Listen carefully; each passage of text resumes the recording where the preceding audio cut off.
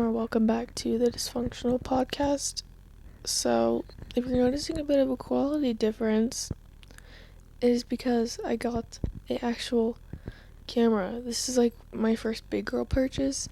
My phone was really running out of storage, recording all those episodes.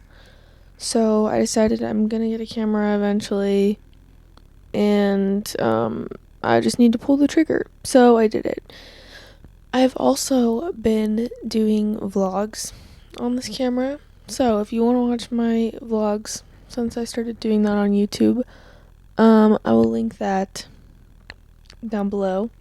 I don't really know if this mic is even working, so we'll see. Today's episode is a bit of a vulnerable one.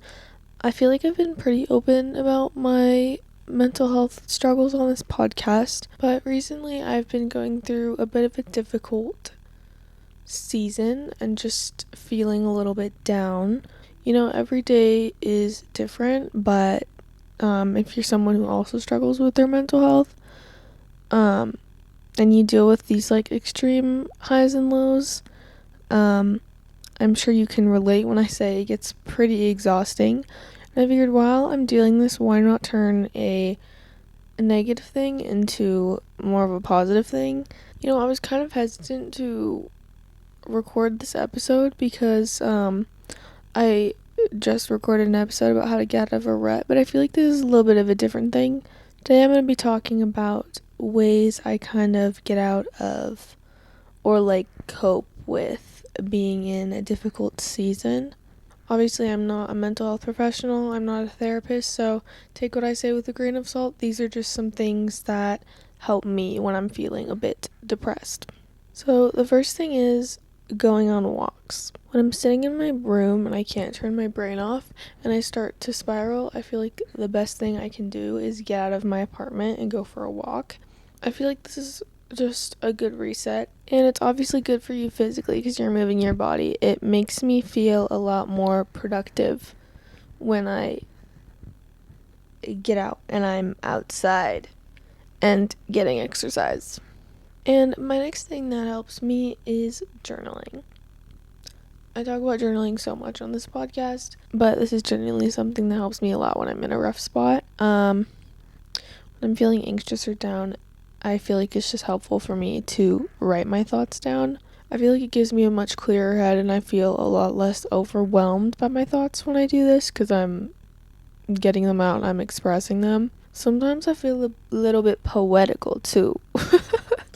When I'm journaling, I'll write something down and then I'll like read it back later. I'm like, oh, she kind of ate with that. So yeah, it's kind of fun to look back on too. I feel like when you're out of like that rough spot. And my next coping mechanism is spending time with friends.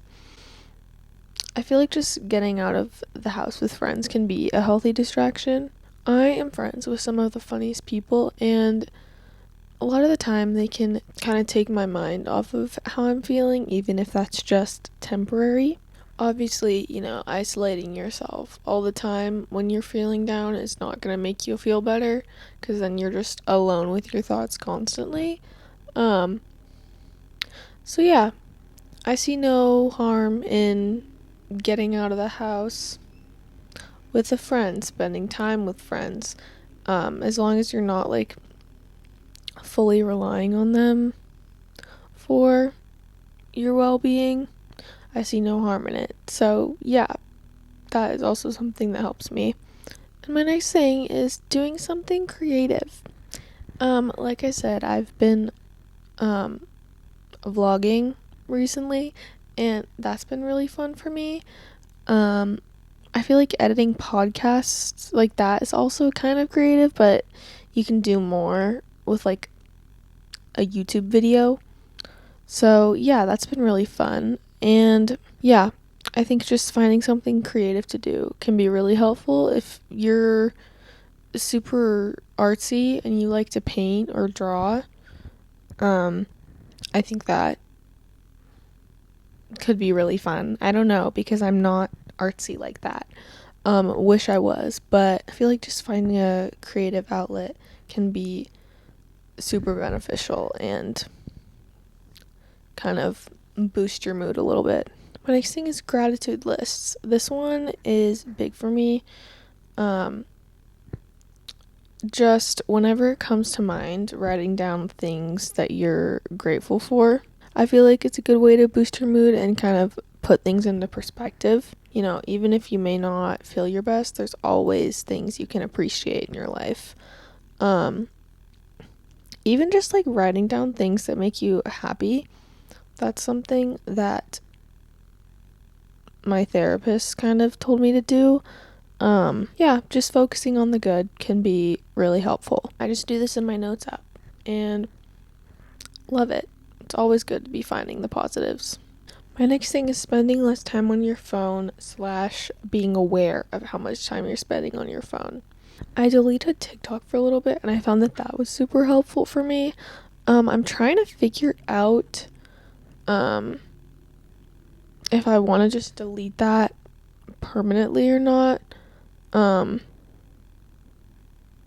I feel like since I've got it back, I've definitely been more mindful of how much time I'm spending on the app.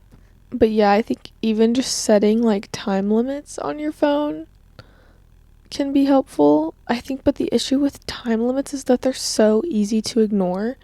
So if you feel like it's gotten to a point where you're like severely addicted to social media and literally nothing is stopping you from being on it, just like fully deleting the apps for a little bit can be really helpful. I found that a lot of the times when I'm using social media, I'm kind of trying to like numb myself to an unhealthy point, and I'm sure a lot of you guys can relate to that. So yeah, taking breaks I feel like just helps me to be a lot more mindful of how much time I'm spending on it.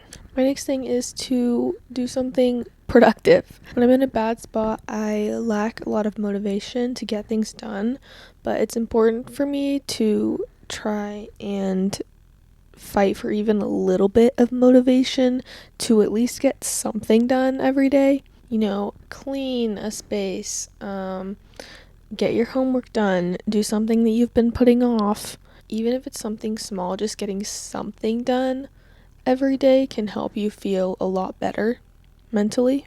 Even if the only productive thing that you did today was get out of bed, I am proud of you for fighting the urge to just stay in bed all day.